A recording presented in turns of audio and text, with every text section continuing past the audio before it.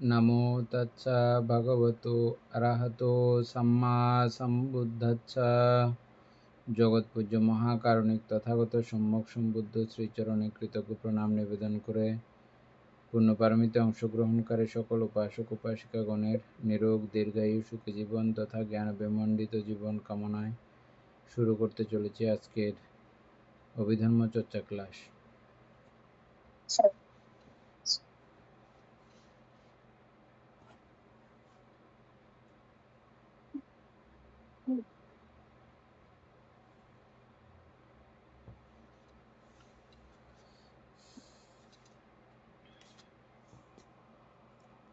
কালকে আমরা একটা পড়া পাঠিয়েছিলাম, যে পড়াটা কদ্দূর হয়েছিল?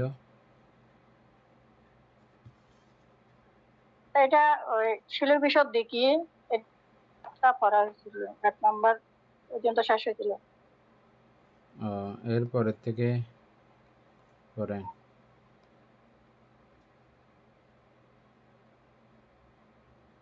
আচ্ছা, অভিধর্মে শিলের শ্রেণী বিভাগ।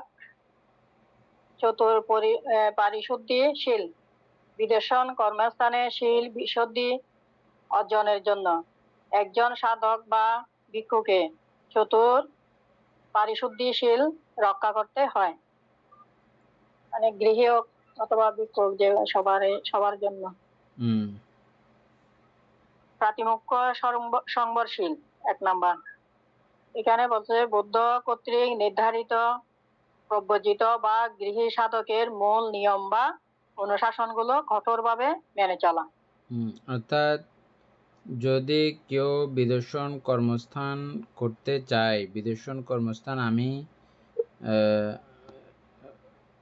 যোগ দেব বা বিদর্শন কর্মস্থান আমি অংশগ্রহণ করব, তাহলে ওনাকে শিলবিশুদ্ধি অর্জনের জন্য সাধক বা ভিক্ষুকে, বুঝছেন, দুজন, এক কথায় সাধককে চারি পরিশুদ্ধিশীল 4টা বিষয়কে একভাবে বলা হয়। এই চারি পরিশুদ্ধশীল রক্ষা করতে হয়। সেই চারি পরিশুদ্ধশীল কি কি, এগুলো আমরা পড়বো এখন।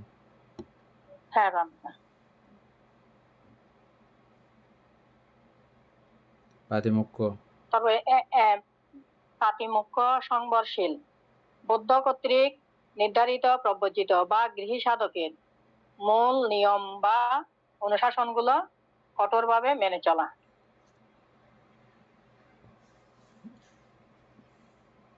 কালকেই বলছিলাম, পাতিমুখ্য মানে হচ্ছে যে নির্বাণে পতিত করায়, নির্বাণের অনুকূলে নিয়ে যায় এরকম চৈতসিকগুলোকে আচরণ করা, নির্বাণের বিরুদ্ধে আচরণ করায় নির্বাণের থেকে উল্টো দিকে নিয়ে যায়, এই জাতীয় চৈতসিকগুলোকে প্রবাহিত করা, বাদ দেওয়া বা বিরুদ্ধে আচরণ করা, এইগুলো হচ্ছে যে পাতিমুখ্য, নির্বাণের দিকে নিয়ে যায়, এই কারণেই পাতিমুখ্য। এটা আমরা আগে আলোচনা করছিলাম। এটা হচ্ছে যে পাতিমুখ্য। এগুলো যে নিয়মগুলো আমরা মনে রাখতে না পারলেও, কিন্তু এগুলো লেখা আছে, লেখার মাধ্যমে যারা স্বল্প জ্ঞানী তারা লেখাগুলো নিয়মকানুনগুলো পড়ে পড়ে আচরণ করবেন। আর যারা একটুতেই অনেক বুঝেন তাদের জন্য এগুলো বিশেষ কোনো প্রয়োজন নেই। তারা একটা কাজ করতেছে, তো কাজটাই প্রতিবেক্ষণ করার মাধ্যমেই তিনি বুঝেন এটা নির্বাণের সাপেক্ষে না বিপক্ষে কাজ করবে। কাজটা করার প্রতিবেক্ষণ করলে উনি বুঝে যান যে কোনো কাজ। তোনার জন্য স্পেশালি ওই নিয়ম এগুলো পড়ার আর দরকার পড়ে না। চৈতসিক সম্পর্কে একটা আইডিয়া থাকলে, কোন চৈতসিক কোথায় গিয়ে এটা কুশল পর্যন্ত কাজ করে, কোথায় গিয়ে এটা নির্বাণের পর্যন্ত কাজ করবে, চৈতসিক সম্পর্কে ধারণা থাকলেও এটা বোঝা খুব সোজা। আর আমরা যেহেতু চৈতসিক পড়ে আসছি, এটা খুব সহজ বোঝার জন্য। তারপরে ইন্দ্রিয় সংবরশীল চোখ, কান, নাক, জিহ্বা, ত্বক ও মন, এই 6টি ইন্দ্রিয়ধারে রূপ, শব্দ, গন্ধ, রস, স্পর্শ ও ধর্মায়তনের সংস্পর্শে আসার সময় সতি বা স্মৃতি এবং বান্তে এটা সম্প্রজ্ঞান হবে মনে হয় না? সম্প্রজ্ঞানে হ্যাঁ, সম্প্রজ্ঞান দিয়ে সংযম বজায় রাখা, যাতে রাগ বা দ্বেষ উৎপন্ন হতে না পারে। আমরা এগুলো সরেন্দ্রিয় সম্প্রজ্ঞান সম্পর্কে বিশদ আলোচনা করেছি। সম্প্রজ্ঞান একটা রূপ দেখলাম, রূপটা দেখে মাত্র ওই রূপের প্রতি বিশদ জ্ঞান উৎপন্ন করা।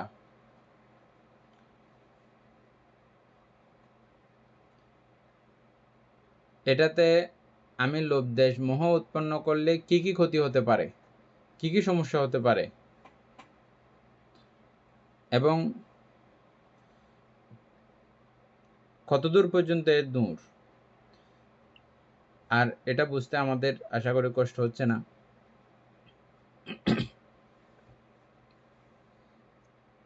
একটা রূপ দেখলাম, দেখে আমি লোভ দেশ মোহ তৈরি করলাম। এটার শ্রেণী বিভাগ অনুসারে এই লোভ দেশ মোহ জনিত চিত্তটা আমাকে চারি উপায়েও নিয়ে যাওয়ার ক্ষমতা রাখে। আর চারি উপায়ে একবার যাইতে পারলে ওখানকার কষ্টগুলো ভাবতে চিন্তা করতে আমাদের এখন আর কষ্ট নাই, আমরা বুঝি না। একটি মাত্র চিত্ত, একটি মাত্র রূপ, ওইভাবে দেখলে এই পরিস্থিতি। আবার এটার মধ্যে এটার সবিস্তার সমূলে যাবতীয় বিস্তারিত যখন জেনে যাব, রূপ যেমন ঠিক তেমনভাবে যদি জেনে যাই, সেখানে লোভ দেশ মোহ জন্মানোর উৎপন্ন হওয়ার কোনো সুযোগ থাকে না। দুই সাইড দেখে বুঝে চিন্তা করে তখন এই সাইড যখন নির্ধারণ করা হয়, সম্প্রযুক্ত জ্ঞান। এই রূপ সম্পর্কে সম্প্রযুক্ত জ্ঞান, শব্দ সম্পর্কে সম্প্রযুক্ত জ্ঞান, পঞ্চ ইন্দ্রিয়ের পঞ্চ বিষয় সম্পর্কে এই জ্ঞান হচ্ছে যে কি সম্প্রযুক্ত জ্ঞান। এই ক্ষেত্রে সেই ইন্দ্রিয় সংবরণ, অর্থাৎ আমার এগুলো ইন্দ্রিয়ের দ্বারা গৃহীত হয়েছে, আর ওই গৃহীত বিষয়ের প্রতি আমি যখন এভাবে সংবরণ করা শিখে যাব, সংবরণ করব, এই সংবরণ করাকে বলা হয় সংবরণশীল, ইন্দ্রিয় সংবরণশীল। একটা একটা আলোচনা করলে অনেকক্ষণ সময় লাগবে, কিন্তু এতে আপনারা বুঝে গেছেন। তারপরে হ্যাঁ বানতে হলে একটা বলেন আপনি, জিহ্বা সংযমশীল, এটা প্রকাশ করেন। জিহ্বা সংযমশীল হচ্ছে যেমনতে যদি জিহ্বা তো এখানে আপনার জিহ্বার মাধ্যমে যেটা রস আস্বাদন করি, তো ওইটার মধ্যে যদি আমি ওই আমার মানে লোভ যদি থেকে থাকে, তাইলে এটা আমাকে সংযত করতে হবে। এটা কোনো মানে আমি যদি ওইটার প্রতি যদি বেশি তৃপ্তি অনুভব করি, তাহলে ওইটার প্রতি আমাকে মানে ওইটা সংযম করে আমাকে যাতে মানে ওইটা জ্ঞান দিয়ে মানে আমাকে ওইটা দেখতে হবে, দেখতে ওইটা বর্জন করতে হবে।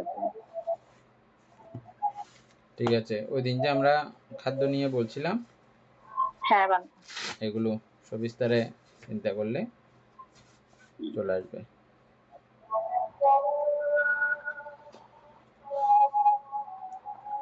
ঠিক আছে, এরপরে হচ্ছে যে তাইলে ইন্দ্রিয় সংবরণ ছিল, আমরা বুঝছি। এরপরেরটা দেখেন, আজীব পারিশুদ্ধিশীল মিথ্যা জীবিকা, যেমন প্রতারণা, মিথ্যাচার, অন্যায় ব্যবসা ত্যাগ করে সৎ ও ধার্মিক উপায়ে জীবন ধারণ করা। এটা তো বোঝা যাচ্ছে।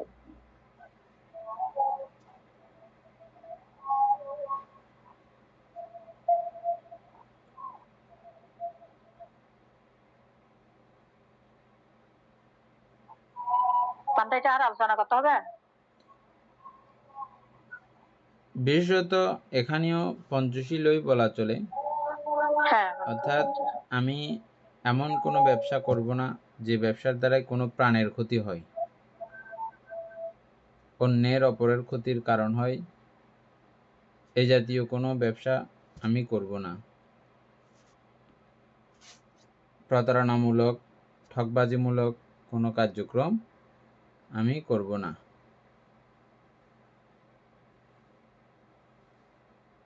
এটাই মূলত এই আজীব পরিশুদ্ধ। এই জীবিকাটা যার যার লেভেল অনুযায়ী, ভিক্ষুর মতো, শ্রমণকে শ্রমণদের মতো, অষ্টশীল গ্রহণ করলে তখন অষ্টশীলের মতো, পঞ্চশীল থাকলে তখন পঞ্চশীলের মতো। ভিক্ষু হয়ে পঞ্চশীলধারের মতো চিন্তা করলে তখন হবে না।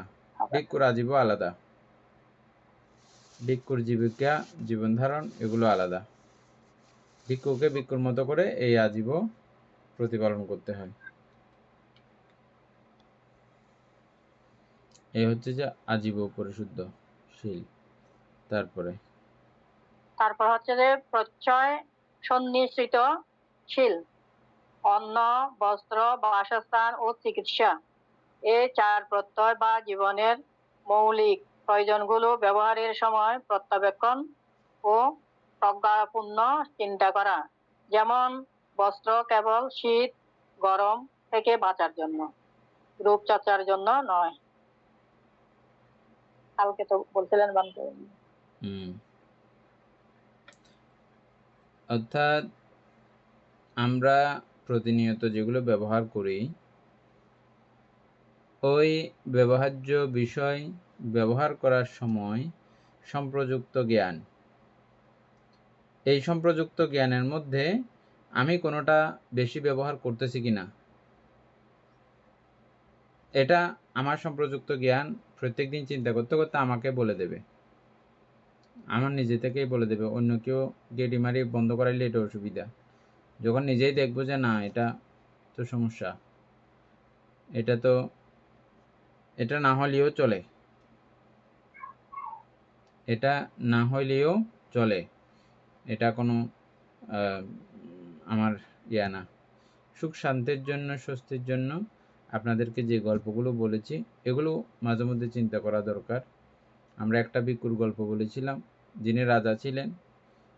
তিনি পরবর্তীতে রাজ্য ত্যাগ করার পরে কর্ণকুটিরে গিয়ে যখন তিনি অবস্থান করেছেন, তখন তিনি মহাসুখ অনুভব করতে পেরেছিলেন। এই গল্পটা আপনাদেরকে বলা হয়েছে, এগুলো মাঝে মধ্যে স্মরণ করবেন। তখন ওই অল্প ইচ্ছা, অল্প ইচ্ছুকতা, অল্পে সন্তুষ্ট থাকা, এগুলো উৎপন্ন হবে। ওটা একটা মনের ব্যাপার, তৃপ্তির ব্যাপার, ক্ষুধার ব্যাপার। যেমন আপনি কঠোর পরিশ্রম করার পরে যারা যারা খেয়েছেন তাদের নিশ্চয় মনে থাকবে, আপনি প্রচণ্ড তপ্ত রোদের মধ্যে কাজ করেছেন, কাজ করার পরে এখানে পান্তা ভাত, মরিচ, ডলা, একটু করে লবণ মিক্স, পেঁয়াজ থাকলেও থাকলো, না থাকলেও নাই।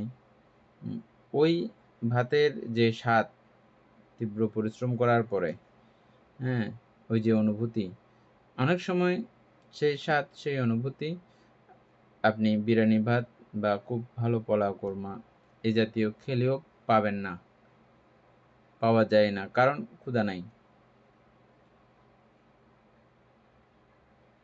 এই জাতীয় একটা ব্যাপার কিন্তু আছে। তা আমাদের যাই থাকুক না কেন, আসলে আমরা এমনিই মনের আবেশেই অতি করি যে, কিন্তু আমরা ঘুমাইতে পারি যে কিন্তু 1 ফিট বরাবর, খাইতে পারি যে 1 ফ্যাট বরাবর। 1 ফ্যাটের থেকে বেশি আমরা খাইতে পারি না, 1 ফিটের থেকে বেশি আমরা ঘুমাইতেও পারি না। 1000 বিছানা থাকলেও আপনি একটাই ঘুমাইতে পারেন। কিন্তু আমাদের লোভ আমাদেরকে অনেকগুলো বানাইতে বলে, অনেকগুলো বানিয়ে আমাদের এগুলো সামাল দিতে দিতে দিতে আমাদের লাইফ শেষ। এগুলো সামাল দিতে দিতে আপনার বিছানা গোছানা পরিষ্কার করতে করতেই আপনার জীবন চলে যাবে, যে জীবনে আর কিছু করা হবে না। যাদের 10-12টা বিছানা আছে তারা নিজেরাই জানেন এগুলো ডলা মশা নিজে না করলেও কর্মচারী দিয়ে করাইতে কি কাণ্ড চলে। এগুলো আর একটা নিজেরাই জানেন, একটু করে ভাবলে চিন্তা করলে, ও এগুলো আমার, এগুলো না থাকলে এই কষ্টটা কিন্তু হতো না, থাকতো না। এগুলো আছে বলে এগুলোর জন্য নানা ধরনের টেনশন পোহাইতে হচ্ছে। আবার এগুলো 1 থেকে 19-20 ভাঙাচোরা হইলে আর এক নতুন ধরনের দুঃখ, নতুন ধরনের কষ্ট যন্ত্রণা। এইরকম করে সবসময় বুঝলে, চিন্তা করলে আমাদের বৈরাগ্য চেতনা এগুলো উৎপন্ন হয়। তো এই কাপড়-চোপড়, খাদ্য, ঔষধপত্র আদি, পানীয় আদি এবং বাসস্থান আদি ব্যবহার করার সময় পর্যবেক্ষণ করা, আর এই পর্যবেক্ষণ করলেই সংযমতা উৎপন্ন হবে এবং অল্পে সন্তুষ্ট থাকার মানসিকতা উৎপন্ন হবে। আর এই অল্পে সন্তুষ্ট যখন থাকবো তখন দেখবেন খুব সুখে আছি, খুব ভালো আছি, তৃপ্তির একটা নিঃশ্বাস তখন ফেলা যাবে। আর না হলে সারাক্ষণ ওইটা নাই, ওইটা নাই, নাইয়ের দিকে চোখ পড়বে, নাইয়ের দিকে চোখ পড়বে, নাইয়ের দিকে চোখ পড়বে, আসার দিকে চোখ পড়বে না। আমরা এমনি সচরাচর যারা আমরা অতি লোভ আমাদের যাদের কাছে আছে, শুধু দেখবেন যে নাইয়ের দিকে, কোনটা নাইয়ের দিকে চোখ পড়ে যায়, আছে যে এগুলো আপনার চোখ পড়বে না, মানে সন্তুষ্টি নাই, অসন্তুষ্টি। আর সন্তুষ্টি হয়েছে তখনই বুঝবেন যেগুলো আছে সেগুলোর মধ্যে আপনার একটা তৃপ্তি আসবে। ও এটা আমার আছে, এটা আমার আছে, এটা আমার আছে, তৃপ্তি। নাই দেখলে অতৃপ্তি। এটা শুধু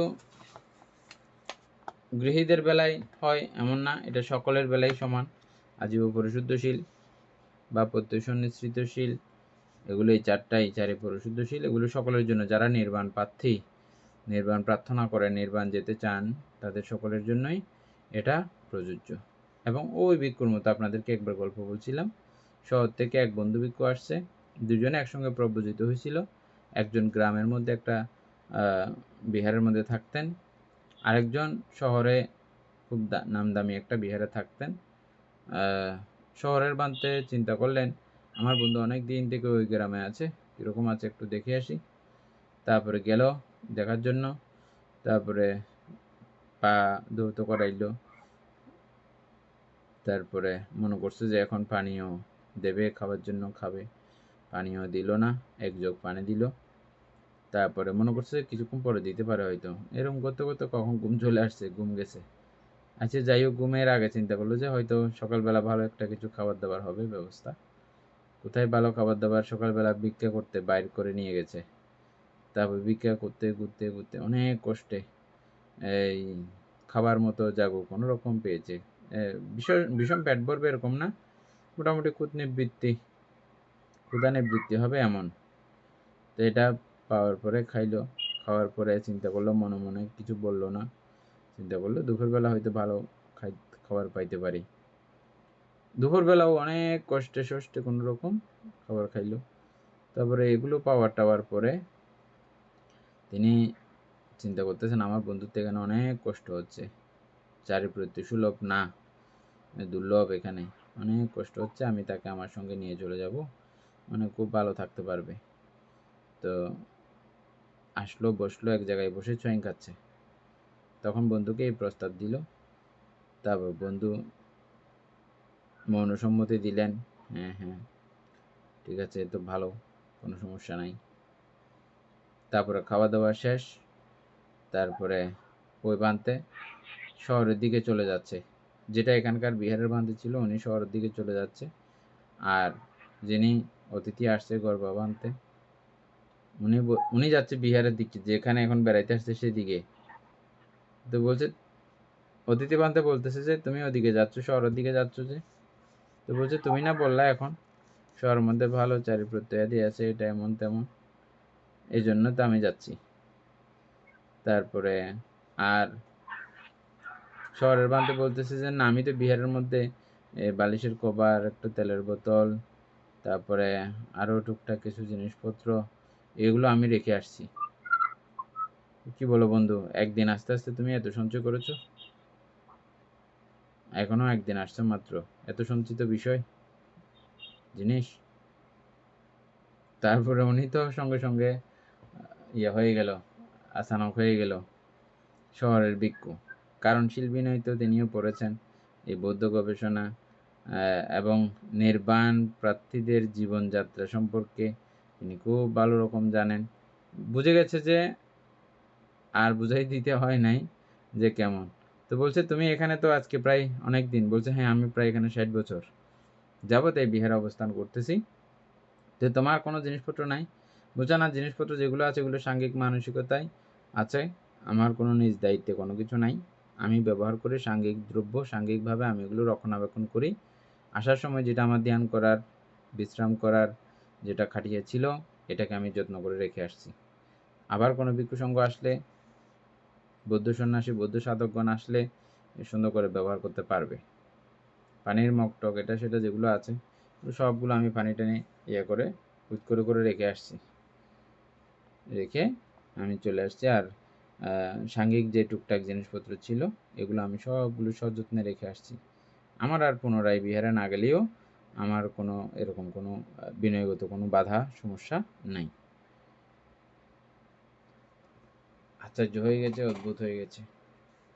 যেমনই হবে হোক, গ্রাম আমাদের এরকম টুকটাক সঞ্চিত এটা সেটা অমুক সমুক এগুলো জমাতে জমাতে অনেক এরকম হয়ে যায় 60 বছর যদি একটা জায়গায় থাকে।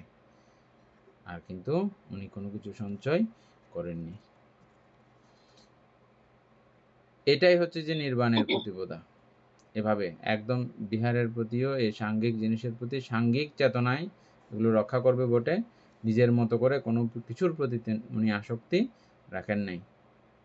তখন ওই শহরের ভিক্ষু বললে, বন্ধু, তোমার শহরে গিয়ে কাজ নাই, তুমি এখানেই আছো, এখানে ভালো আছো, তোমার নির্বাণ প্রতিপদা এখানেই যথেষ্ট, এখানেই চলবে। হ্যাঁ, এগুলো খুব ব্যাপক সাড়া ফেলেছে এই গল্পগুলো। হ্যাঁ, এগুলো খুব মানে অরিজিনাল গল্প। এগুলো আবার বানানো গল্প, সাজানো গল্প এরকম না। এরকম বৌদ্ধ ভিক্ষু অনেক ছিলেন। আর আমরা অরণ্য জীবনযাপন করতে গিয়ে আমরাও কিছু কিছু ভিক্ষু সান্নিধ্য এদেরকে দেখেছি। ওরা কোনো কিছুতে তাদের প্রচার প্রসার নাই, কোনো মানুষ চিনেও না, কিন্তু খুব কাছাকাছি আমরা যখন গেলাম, দেখলাম তাদের আচার আচরণ, কথাবার্তা, ত্যাগ তিতিক্ষা থাকা সত্ত্বেও ত্যাগ করা, হ্যাঁ, এটাই হচ্ছে যে আসল ত্যাগ। তো এরকম অনেক ভিক্ষুর সঙ্গে পরিচয় হয়েছে, এরকম ত্যাগী অনেক আছে। আমরা তো সবাই যেদিকে দৌড়াই, হ্যাঁ, এদিকে আমরা দৌড়াইতে থাকি সবাই, মানে ওখানে সবাই যাচ্ছে না, কিছু না থাকলে এমনি যাচ্ছে নাকি? আমি দেখি নাই, আমি দেখার দাঁড় না, আমি বুঝার দাঁড় না, এমনি সবাই দৌড়তেছে যে আমিও দৌড়াই। এরকম আমরা করি সবসময়। যাই হোক, তো নির্বাণ পথ অনুশীলন করতে হইলে ভিক্ষু হোক বা শ্রমণ হোক, যেই হোক না কেন, এই জিনিসপত্রের প্রতি, এই চারের প্রত্যয়াদির প্রতি, ঘরবাড়ি, কাপড় চোপড়, ওষুধ, পানীয়, খাদ্য আদি সব কিছুর প্রতি এরকম অনাসক্ত ভাব রেখে চলা এবং প্রত্যবেক্ষণ কেন ব্যবহার করছি এটা প্রত্যবেক্ষণ করে করে চলা প্রত্যয় সন্নিশ্চিতশীল, যেটা আমরা ভিক্ষুদের জন্য অনিবার্য।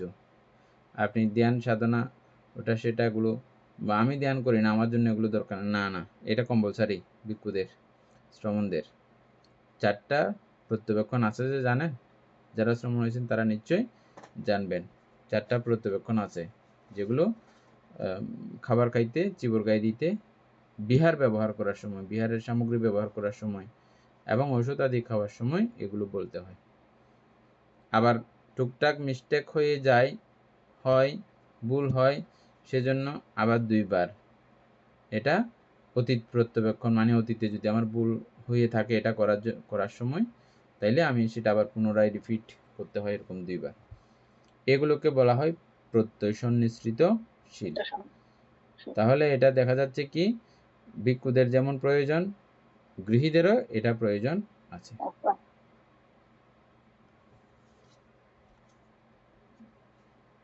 তারপর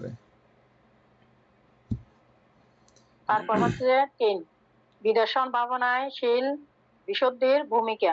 অভিধর্মের মতে শীল হলো সমাধি ও প্রজ্ঞার ভিত্তি। শীল বিশুদ্ধি, চিত্ত বিশুদ্ধি সমাধি, দৃষ্টি বিশুদ্ধি বিদর্শন, প্রজ্ঞা। কালকে দীপন বাবুর কথাটা এখানে আসছে, দেখছেন? শিল বিশুদ্ধি এবং চিত্ত বিশুদ্ধি চিত্ত বিশুদ্ধি কোথায় আছে? এটা তিনের মধ্যে। তিনের মধ্যে, আর প্রত্যয় শূন্য স্মৃত তিনে। বিদর্শন ভাবনায় শীল ও বিশুদ্ধির ভূমিকা। অভিধর্মের মতে শীল হল সমাধি ও প্রজ্ঞার ভিত্তি। তাহলে শীল হচ্ছে যে সমাধি এবং প্রজ্ঞার ভিত্তি।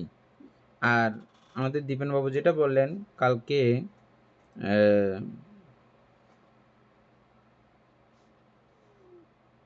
পঞ্চনিবরণ না থাকা। আর পঞ্চনিবরণ না থাকা মানেই হচ্ছে যে সমাধি, কিন্তু পঞ্চনিবরণ না থাকা মানেই হচ্ছে যে কিন্তু সমাধি। আর এর পূর্ব যেটা আছে, এগুলো আমরা পঞ্চনিবরণ না আসার জন্য নানা ধরনের প্রয়াস কার্যক্রম আমরা করি। কিসের মাধ্যমে? শীল পালনের মাধ্যমে। এটা কিন্তু শীল, হ্যাঁ। কামছন্দ, ওই যে আমরা প্রথমে কি পড়ে আসলাম, ইন্দ্রিয় সংবরণশীল। কামছন্দ হতে চাইলে কোনো কিছুকে আমরা সেখানে আমরা কি করি? প্রতিহত করি। তাহলে আপনার কামছন্দের মধ্যে আমি কি করতেছি? আঘাত করতেছি না। আমি কামছন্দ তাকে তার মতো করে চলতে দিচ্ছি না। কামে ছন্দ জাগাচ্ছি না। ছন্দ মানে ইচ্ছা আর কি, না? হ্যাঁ, বুঝছেন দীপেন বাবু, বুঝছেন? কামে ছন্দ জাগাচ্ছি না, তাহলে কামছন্দ। ব্যাপাদ, তাহলে আমি হিংসাকে কি দিচ্ছি না? প্রাধান্য দিচ্ছি না। আরেকটা কি? থিনমিদ্য, আলসি অলসতা কে আমি গুরুত্ব দিচ্ছি না, প্রাধান্য দিচ্ছি না। ওদের মন মতো আমি চলতেছি না। আমি উদ্যম এবং নির্বাণে সহমত পোষণ করে নির্বাণের যাত্রী হিসেবে আমি সদা সর্বদা চলমান। আলসি তন্দ্রা এগুলোকে আমি গুরুত্ব দিচ্ছি না, পাত্তা দিচ্ছি না। তারপরে কি ছিল? অদ্যত্ত ককৃত্য। চিত্তকে কোনো প্রকারের অদ্যত্ত বা দোদুল্যমান অবস্থা, বিক্ষিপ্ত অবস্থা, তারপরে চিত্তের অতীতের বিষয় নিয়ে হতাশগ্রস্ত করে রাখা, এবং অতীতের গ্লানি বিষয়কে নিয়ে চিত্তকে খেপিয়ে রাখা, চিত্তকে দুঃখিত করে রাখা, এই জাতীয় কার্যক্রমও আমি করতেছি না। আমি বর্তমানের কার্যক্রমকে দেখে, বর্তমানের আলম্বনকে কেন্দ্র করে আমি চলেছি। অদ্যত্ত কৌকৃত্য, তারপরে বিচিকিৎসা।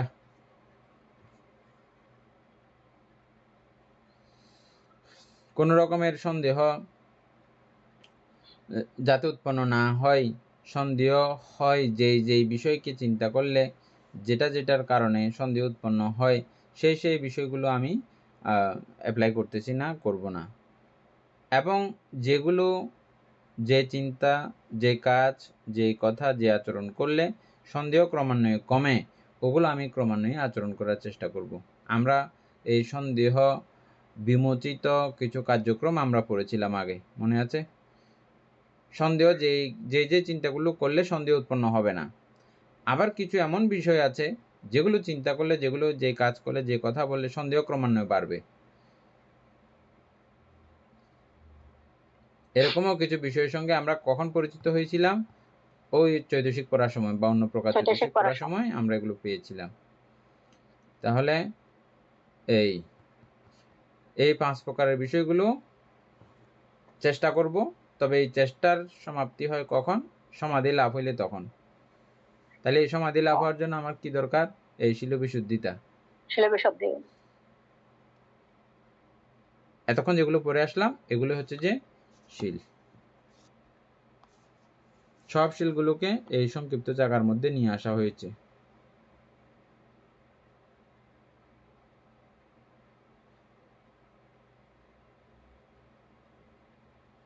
তারপরে হচ্ছে যে, তাহলে এখানে শীল বিশুদ্ধির ভূমিকা অভিধর্ম মতে শীল হলো সমাধি ও প্রজ্ঞার ভিত্তি।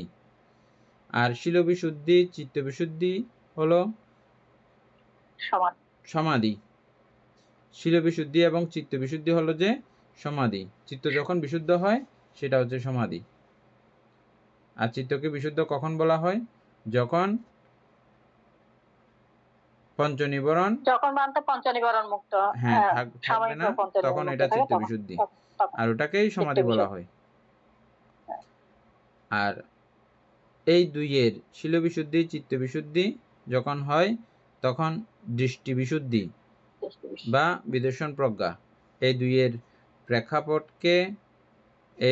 প্রেক্ষাপটকে সংযুক্ত করলে তখন এই দৃষ্টি বিশুদ্ধি তৈরি হয়। হ্যাঁ, তবে সমাধি বলতে এখানে সম্যক সমাধি উল্লেখ থাকতে হবে স্পেশালি। শুধু সমাধিতে দৃষ্টি বিশুদ্ধ যতটা হওয়া উচিত,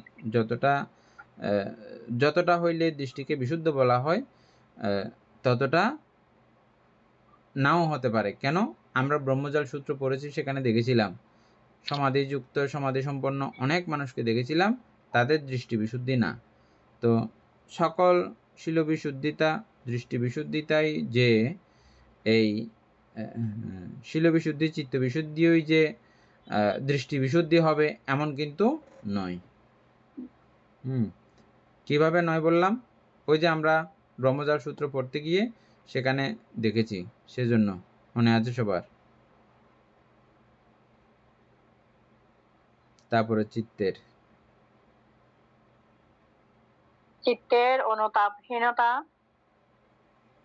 অনুতাপহীনতা অকুশল কর্ম থেকে মুক্ত থাকলে চিত্তে কোনো অনুতাপ বা গ্লানি থাকে না। নির্মল চিত্ত সহজেই প্রীতি ও প্রসদ্ধি বা প্রশান্তি লাভ করে।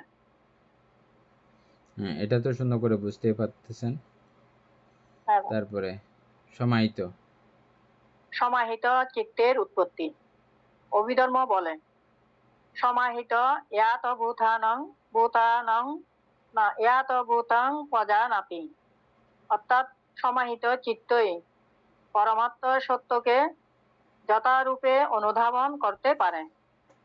শীল বিশুদ্ধি না থাকলে চিত্ত চঞ্চল থাকে এবং সমাধিতে প্রবেশ করতে পারে না। এখানে খুব সুন্দর করে এগুলো বারবার আপনাদের রিপিট হচ্ছে। যেমন সমাহিত চিত্ত পরমাত্ম সত্যকে যথারূপে বুঝতে সক্ষম, অসমাহিত চিত্ত কখনো এটা বুঝবে না। সমাহিত চিত্ত মানে কি? প্রথম ধ্যান থেকে পঞ্চম ধ্যান পর্যন্ত এগুলো সব সমাহিত চিত্ত। আর শিল বিশুদ্ধি না থাকলে চিত্ত চঞ্চল থাকবে। শিল যদি না থাকে তাহলে চিত্ত অটোমেটিক চঞ্চল। আপনি কোথাও মিথ্যা বলেছেন, চুরি করেছেন, এগুলোর জন্য চিত্ত চঞ্চল থাকবে। এজন্য তিনি সমাধিতে প্রবেশ করতে পারে না। নাম রূপ পরিচ্ছদ জ্ঞান। শীল বিশুদ্ধ হলে সাধক বিদর্শন কর্মস্থানে বসে মুহূর্তের মধ্যে উৎপন্ন ও নিরুদ্ধ হওয়া নাম অর্থাৎ মন ও চৈতসিক এবং রূপ অর্থাৎ শব্দ এর অনিত্য, দুঃখ ও অনাত্মা স্বভাব স্পষ্ট দেখতে পান। বুঝছেন একটার সঙ্গে একটা কিভাবে সম্পর্কযুক্ত? তো এগুলো পার্ট বাই পার্ট আমি যখন একটা সিঁড়ি যখন উঠে যাব তখন আরেকটা সিঁড়িতে উঠা, আরেক থেকে উঠা আমার জন্য কোনো কষ্টের না। কিন্তু আমি নিচের থেকেই যদি ওই 10 তলার সিঁড়িটা 10 তলার উপরে সিঁড়িটা যদি চিন্তা করি, এটা কষ্ট, এখনই আমি কষ্টে মরে যাব না? ওবুক এটা ক্যাঙ্গুরু উঠুম দেয়। অথচ না, এটা এক থেকে আপনি উঠতে শুরু করেন, দেখবেন এটা উঠলে ওটা উঠা সোজা, এটা উঠলে ওটা উঠা সোজা। একেবারে না উঠেই আমি যদি ওখানে মা ক্যাঙ্গুরু উঠুম দে, বিশাল কষ্ট, কষ্ট হয়ে যাবে, কষ্ট লেগে যাবে। শুরু করলে আপনি এই তক উঠেছেন, এরপর তক উঠতে এত বেশি কষ্ট হবে না।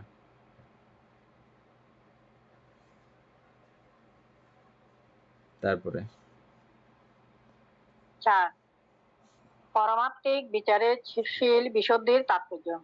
অভিধর্মে রূপ ও রূপের সূক্ষ্ম বিশ্লেষণে দেখা যায় শীল বিশুদ্ধি হলো কেবল বাহ্যিক নিয়ম পালন নয়, বরং এটি মহাকুশল চিত্তের বহিঃপ্রকাশ।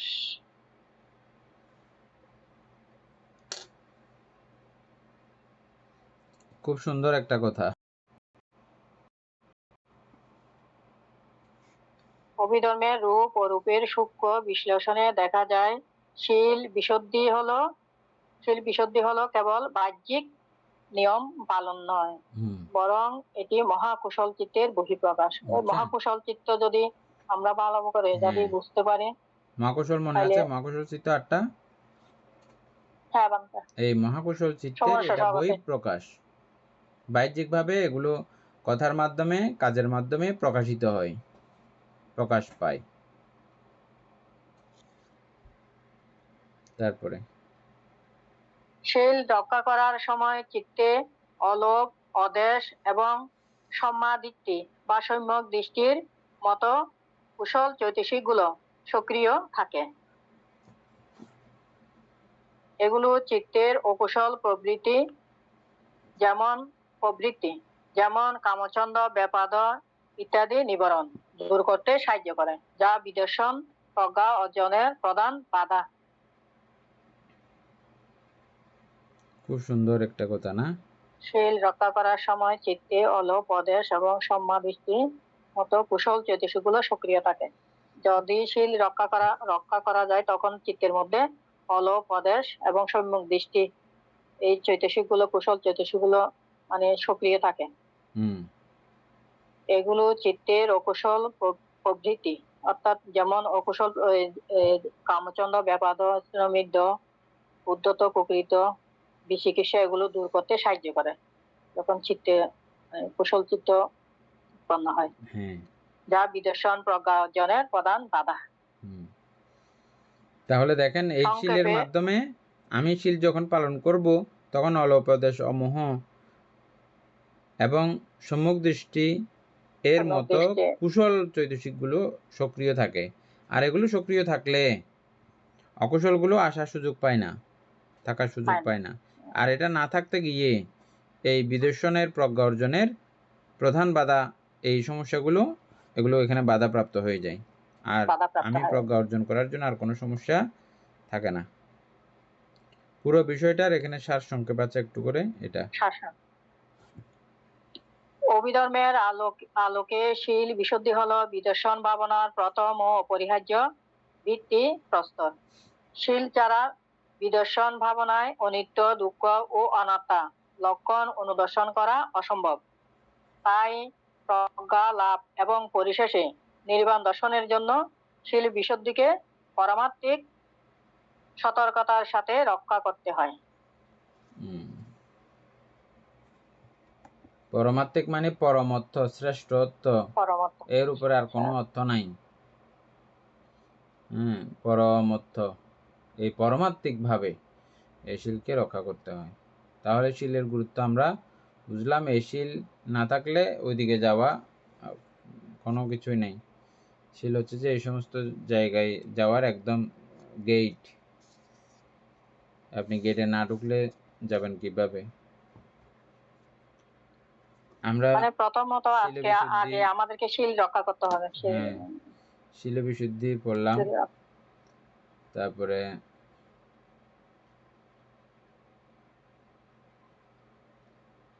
হবে যে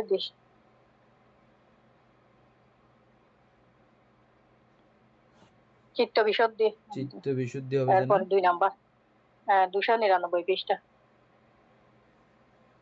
চিত্ত বিশুদ্ধি উপাসক দীপেন বাবু বইয়ের মধ্যে চিত্ত বিশুদ্ধি যেটা আছে 299 পৃষ্ঠার, এটা পড়েন।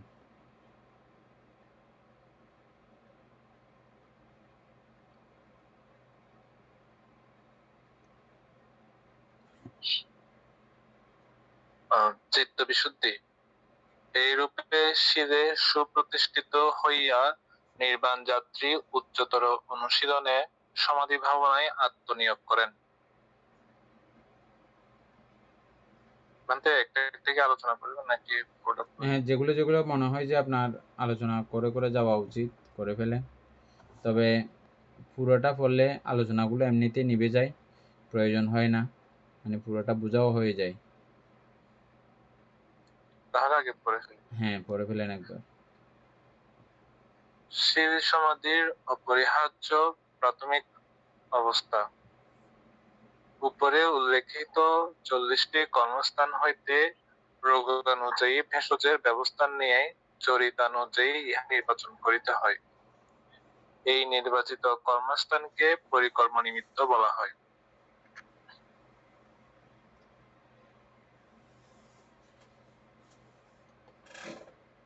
এইরূপ উদ্গ্রহ নিমিত্ত ও প্রতিভাগ নিমিত্ত সম্বন্ধে আলোচনা অনুবাদে বিশেষত রূপ চিত্তোৎপত্তির বর্ণনায়ও এ সম্বন্ধে আলোচিত হইয়াছে।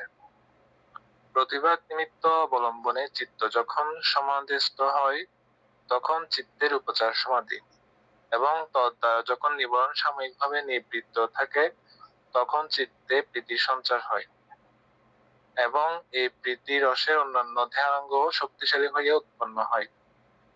ইহা অর্পণা সমাধি বা পূর্ণ সমাধি। এই উপচার ও অর্পণা সমাধির প্রভাবে চিত্তের নিবরণহীন প্রীতিময় অবস্থার নাম চিত্ত বিশুদ্ধি। চঞ্চল চিত্তকে একবার সমাহিত করিতে সক্ষম হলে যাত্রী স্বীয় ভিত্তি রক্ষাপূর্বক শুধু পৌনঃপুনিক অভ্যাসে উচ্চতর ধ্যান সমূহ লাভ করিতে পারেন। এমনকি রূপাবচর পঞ্চম ধ্যানজ পঞ্চবিধ অভিজ্ঞা লোকীয় রীতি আয়ত্ত করিতে পারেন, কিন্তু অর্পণা সমাধি বা লোকীয় রীতি অর্হতত্ত্ব প্রাপ্তির পক্ষে অপরিহার্য নহে। অর্পণা সমাধি লাভার্থ চেষ্টা ব্যতীত সোজা বিদর্শন ভাবনা করিতে করিতে উপচারের একাগ্রতা দ্বারা আশক্ষয় করা যায়।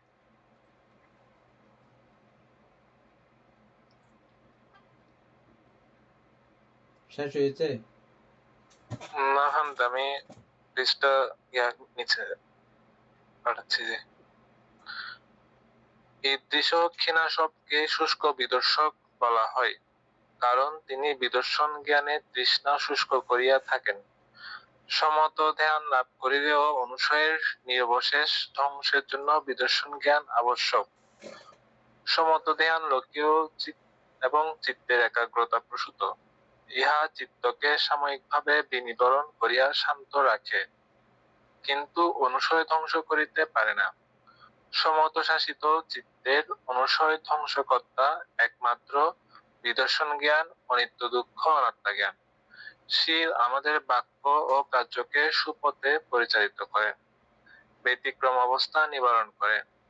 সমাধি ভাবনা লোকীয় সুখ শান্তি দান করে, ক্লেশ সমূহ সংযত রাখিয়া চিত্তকে শক্তিশালী করে তথা প্রজ্ঞা লাভের উপযোগী করে। ইহাই সমত ভাবনার বৈশিষ্ট্য, কিন্তু ইহা সৎধর্মের বৈশিষ্ট্য নহে। আর কালাম রামপুত্র রুদ্রক সমতের অধিকারী ছিলেন। সৎধর্মের বিশিষ্টতার সূচনা দৃষ্টি বিশুদ্ধিতে। সুতরাং নির্বাণ যাত্রী যথাভূত প্রজ্ঞা লাভার্থ বিশুদ্ধ চিত্তে দৃষ্টি বিশুদ্ধির জন্য মনোযোগী হন। শেষ হয়েছে। তারপরে উপাসক পুতুল বাবু আলোচনা করতে হবে বলে মনে হচ্ছে আপনার?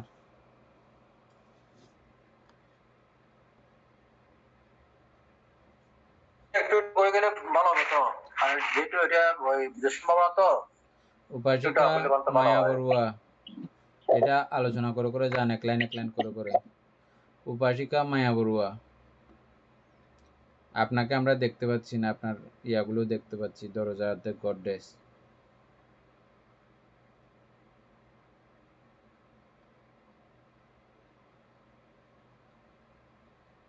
ওই তো নাই।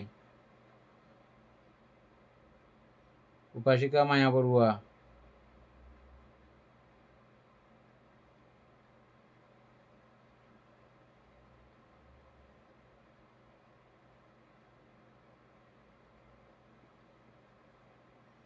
চন্দনা বড়ুয়া,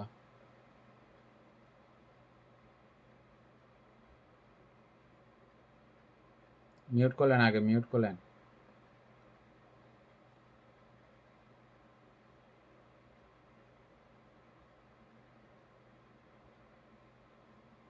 আমি ওই পার্টটা বাইর করতে পারিনি, যেটা ইয়াতে ঢুকছিল এটা প্রথমত এটা চালু দিচ্ছি। ঠিক আছে। মোবাইলে খুলি তো, আমার তো বই নাই। ও ঠিক আছে, ঠিক আছে পুতুল বাবু, চেষ্টা করেন মোবাইলের ঠিক নেটওয়ার্ক ঠিক আছে কিনা দেখি। ঠিক আছে বান্ধব। বাস 2 নম্বরটা আলোচনা করবো আর কি, চিত্ত বিশুদ্ধি। হ্যাঁ এরূপে শিলে সুপ্রতিষ্ঠিত হইয়া নির্বাণ যাত্রী উচ্চতর অনুসরণে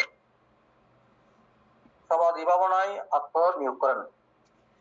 যারা বাঁধতে বাঁধতে এই শিলের মধ্যে সুপ্রতিষ্ঠিত হয়ে তারা সমাধি ভাবনা আত্মনিয়োগ করেন। শিল সমাধি অপরিহার্য প্রাথমিক অবস্থা। শিলটা হইল সমাধি লাভের মানে অপরিহার্য প্রাথমিক অবস্থা, এটা বানতে হ্যাঁ মানে শিলের দ্বারাই সমাধি লাভ হয়, এটা বলতে বানতে। হ্যাঁ পরে উল্লেখিত 40টি কর্মস্থান হইতে রোগ অনুযায়ী বেশের ব্যবস্থার ন্যায় চরিত্র অনুসারে ইহা নির্বাচন করিতে হয়। এই এটা নির্বাচিত এটা খুব দরকারি। বানতে আমাদের 40টার মধ্যে রোগ নির্ণয় করতে হবে, ডাক্তারে যেমন আগে রোগ নির্ণয় করে এই আমাদেরকে আমাদের রোগ নির্ণয় করতে হবে। আর আমাদের অভ্যাসগুলোর মাধ্যমে, অভ্যাসগুলো চেনার মাধ্যমে আমরা রোগ নির্ণয় করব। আর যদিও বা আমরা রোগ না চিনলে অনেক সময় পাওয়ারফুল অ্যান্টিবায়োটিক জাতীয় কিছু ব্যবহার করেন ডাক্তাররা,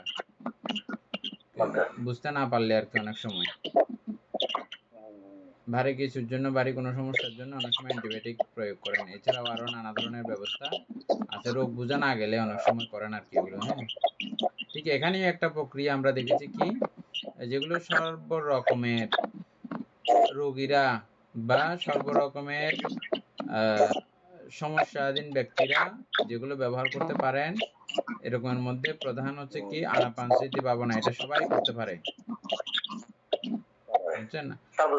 হ্যাঁ সার্বজনীন, সবাই করতে পারে, সবাই এটা করার মাধ্যমে উপকৃত হতে পারবে। তবে যথা রোগের যথা ভেষজ যথা ঔষধ করলে খুব ভালো। এই জন্য রোগ নির্বাচন করে সেই অনুযায়ী 40 প্রকার থেকে যেটা যেটা আমার জন্য খুব বেশি ভালো হবে এগুলো আমরা বাছাই করে নিতে পারি। আমরা এগুলোর জন্য ভালো ক্লাস করেছি, বুঝেছি না? এই নির্বাচিত কর্মস্থানকে পরিকর্ম নিমিত্ত বলা হয়। যেটা আমি নির্বাচন করব ওটা সম্পর্কে ভালো করে শিখবো। প্রাথমিক যে শিক্ষা করার জন্য যে শিক্ষা, এগুলো হচ্ছে যে পরিকর্ম নিমিত্ত ওই অবস্থাটাকে, এবং এই পরিকর্ম নিমিত্ত সম্পর্কে আমরা বিস্তারিত ব্যাপক জেনেছি, আর এখানে আলোচনা করার তেমন প্রয়োজন নাই। এইরূপ উগ্র নিমিত্ত ও প্রতিভাগ নিমিত্ত সম্বন্ধে আলোচনা অনুবাদের বিষয়। তাহলে পরিকল্পনাগত উগ্র নিমিত্ত এবং প্রতিভাগ নিমিত্ত সম্বন্ধে আলোচনা অনুবাদের বিষয়। হ্যাঁ আমরা অনুবাদের বিষয়গুলো এগুলো কিন্তু আমরা পড়ে ফেলছি। উগ্র নিমিত্ত কাকে বলে, প্রতিভাগ নিমিত্ত কাকে বলে, এগুলো কিন্তু আমরা পড়ে ফেলছি অলরেডি। হ্যাঁ সকলের আমাদের ধারণা আছে। বিশেষত রূপ চিত্তোৎপত্তির বর্ণনায়, রূপের মধ্যে চিত্তোৎপত্তির বর্ণনা এই সম্বন্ধে আলোচিত আছে। রূপচিত্ত মানে হচ্ছে রূপগত চিত্তগুলো বর্ণনার মধ্যে এই বিষয়গুলো আলোচনা করা হয়েছিল, আমরা পাইছিলাম আর কি। প্রতিভাগ নিমিত্ত আলম্বনে চিত্ত যখন সমাধিস্থ হয়, প্রতিভাগের মাধ্যমে চিত্ত যখন সমাধিস্থ হয় তখন চিত্তের উপসার সমাধি সমাধি হয়। প্রতিভাগ নিমিত্ত বলেন তো উপাসিকা মিতা বড়ুয়া।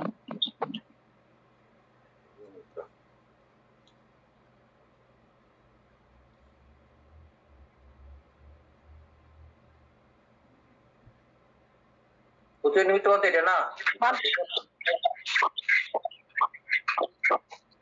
প্রতিভাগ নিমিত্তটা হচ্ছে যেটা উদ্গ্রহ নিমিত্তটা, এটা চোখ বন্ধ করে যখন মানে ধ্যান করে তখন সাধক, তখন একটা মনের মানে এর মধ্যে উদ্গ্রহ এটা ধ্যান করতে করতে মনের ভিতরে একটা মানে আলোক আলোকের মতো একটা দেখা যায়, এটা ওইটাকে প্রতিভাগ নিমিত্ত বলে বানতে, প্রতিচ্ছবির মতো যেটা ফুটে ওঠে। তখন ওই নিমিত্ত বাদ দিয়ে মানে আলোটা দেখা যায় আর কি, কোনটা তুলোর মতো কোনটা আলোর মতো এরকম যেটা পরিষ্কার দেখা যায় সেটাকে প্রত্যয় নিমিত্ত বলা হয়। আলম্বনে চিত্ত যখন সমাহিত তখন চিত্তের উপচার সমাধি, তখন বলতে বলতে ওই চিত্তের উপচার ওই যে গেছে আর কি। এটা যখন ভালো আলোকিত করে হয় মনে তখন। রাখতে হবে আপনাদের, এটা একটু সমস্যা হচ্ছে। বান্তে হ্যাঁ বলেন। বান্তে ওই আমরা উদ্গ্রহ নিমিত্ত যখন চোখ বন্ধ করে যখন মানে আমরা উদ্গ্রহ নিমিত্ত নিয়ে যখন আমরা মানে ভাবনা করি, তো ভাবনা করতে করতে চিত্ত এমন ভাবে যে সমাধিস্থ হয়, একাগ্রতা হয়, তখন একটা মনের মানে চিত্তের মধ্যে একটা উজ্জ্বলতা ভাব চলে আসে যখন সমাধিস্থ হয় চিত্তের মধ্যে, যখন তখন একটা প্রতিচ্ছবির মতো একটা মানে ভেবে ওঠে, মানে ওইটাকে প্রতিভাগ নিমিত্ত বলে। আপনি যেটা বলেছেন আমি বলবো, দীপেন বাবু বলবে আরো। কোনো কিছু সমস্যা আছে কিনা আপনি নিজেই দেখে নেবেন। হ্যাঁ, আচ্ছা, বলার মধ্যে পুতুল বাবু খেয়াল করবেন। দীপেন বাবু বলেন।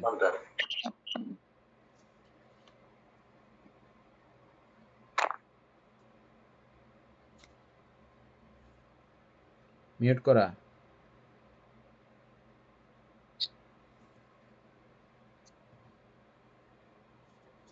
বান্তে এখন শোনাচ্ছে? হ্যাঁ,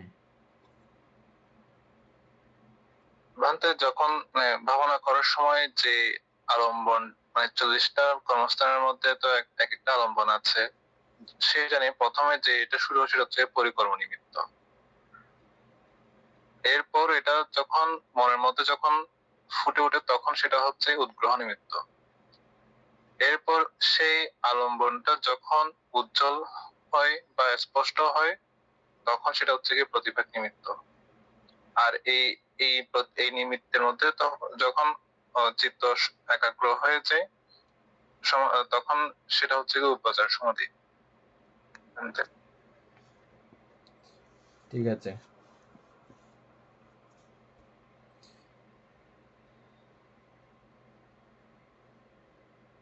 এক একটা আলম্বনের জন্য বিষয়টা এক এক রকম। আমরা শুধু মাটির গোলককে কেন্দ্র করে এই উদাহরণটা স্থাপন করেছি, বাকিগুলো নিজের মনের মতো করে সাজিয়ে নেওয়া। তো সেজন্য আমি আপনাদের এগুলো কথা বললেই আমি বুঝবো যে আপনারা আসলে এই বিষয়টা বুঝেছেন কিনা, কথাতেই এগুলো বোঝা যাবে। আমি আরেকবার বলছি, সবাই সবার মতো করে বলেছেন, আবার এটা আমার কথাগুলো একটু শোনেন।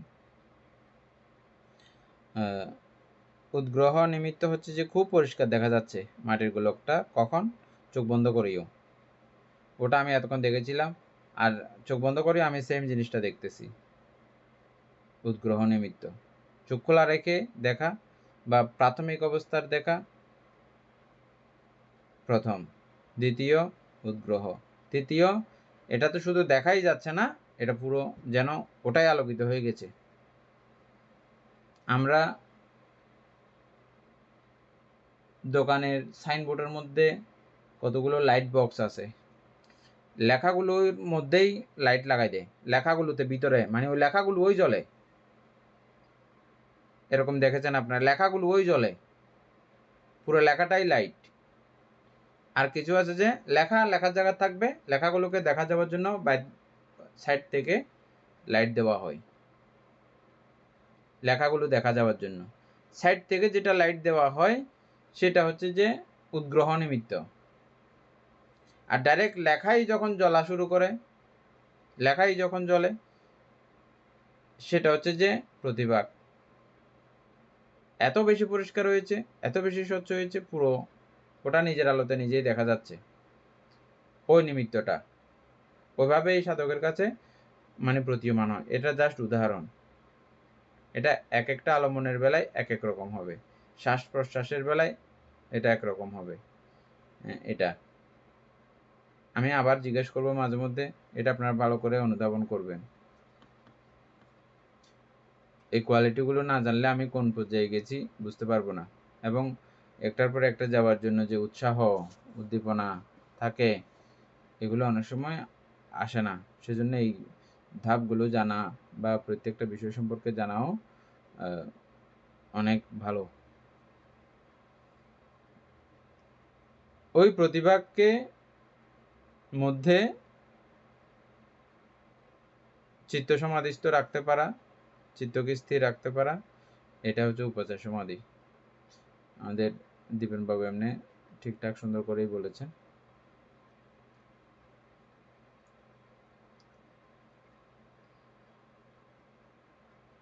এরপরে উপাসক পুতুল বাবু মিউট খুলতে হবে। এবং তদ্বারাই যখন নিবরণ সাময়িকভাবে নিবৃত্ত থাকে তখন চিত্তে প্রীতির সঞ্চার হয়।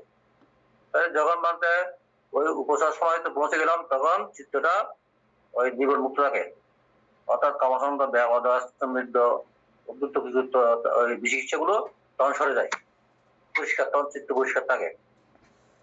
এবং এই প্রীতি রসের অন্যান্য ধ্যানাঙ্গ শক্তিশালী হয়। তখন প্রথম ধ্যান, দ্বিতীয় ধ্যান, এগুলো অঙ্গগুলো প্রায় শক্তিশালী হয়, শক্তিশালী উৎপন্ন হয়। ইহা অর্পণাদি সমাধি। বাংলা অর্পণে বলে না অপর্ণই বলে উচ্চারণটা? অপর্ণা। অপর্ণা তো বাংলা যেমন আমরা যশস্ব করি কিরকম? অর্পণা। হ্যাঁ বাংলা অর্পণা। আগের এক উচ্চারণ অর্পণা। হ্যাঁ, অর্পণা সমাধি বা পূর্ণ, অর্পণা সমাধি পূর্ণ সমাধি। এই প্রকারও অর্পণা সমাধি অভাবে চিত্তের নিবরণহীন প্রীতিময় অবস্থার নাম চিত্ত বিশুদ্ধি। এটাকে বলা হচ্ছে তখন চিত্ত মানে বিশুদ্ধ, চিত্তের মধ্যে কোনো রকমের আবরণ নাই। এটাকে বলতে হ্যাঁ ঠিক আছে, আজকে তাহলে আমরা এই পর্যন্ত থাকবো। হ্যাঁ, এটাকেই চিত্ত বিশুদ্ধি বলা হয়। যখন আলম্ব নিবরণ মুক্ত থাকে সাময়িকভাবে তখন চিত্তের মধ্যে প্রীতি সঞ্চারিত হয়। আর এই প্রীতি সঞ্চারিত হওয়ার কারণে ধ্যানাঙ্গ, অন্যান্য ধ্যানাঙ্গগুলোও প্রীতির সঙ্গে আরো অন্যান্য ধ্যানাঙ্গ কি ছিল? বিতর্ক, বিচার, সুখ, আরো 4টা ছিল। ওই ধ্যানাঙ্গগুলো ক্রমে শক্তিশালী হইয়া উৎপন্ন হয়, শক্তিশালী হইতে থাকে। ইহা যখন এগুলো শক্তিশালী হয় তখন ওই অবস্থাটাকে বলা হয় অর্পণা সমাধি বা পূর্ণ সমাধি। এই উপাচার ও অর্পণা সমাধির প্রভাবে চিত্তের নিবরণহীন প্রীতিময় অবস্থার নাম হচ্ছে যে চিত্ত বিশুদ্ধি। তাহলে চিত্ত বিশুদ্ধি কাকে বলে জিজ্ঞেস করলে আমরা এখন পরিষ্কার করে বলতে পারবো। নিবরণহীন এবং এই পঞ্চ অঙ্গযুক্ত একটি চিত্তের অবস্থার নাম হচ্ছে যে চিত্ত বিশুদ্ধি। ঠিক আছে, আজকে আমরা এই দূর পর্যন্ত।